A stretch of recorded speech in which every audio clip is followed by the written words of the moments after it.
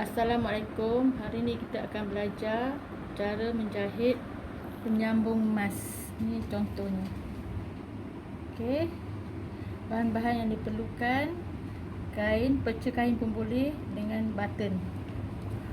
Okey. Yang diperlukan: kain 2,5 inci.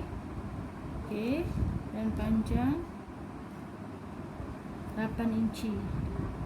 Okey, kita dah boleh mula menjahit sekarang. Kita terbalikkan. Okey.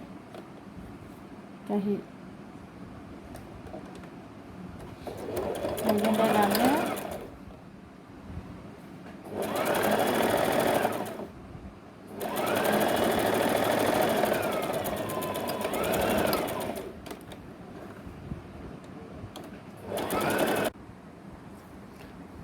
Okey, bila dah siap jahit, terbalikkan.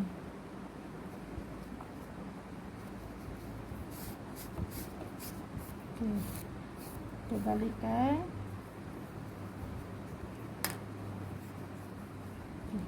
Okey, jahitkan sekeliling. Okey, jahitkan sekeliling.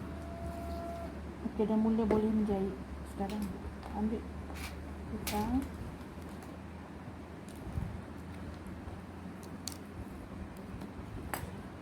Hutang di sini.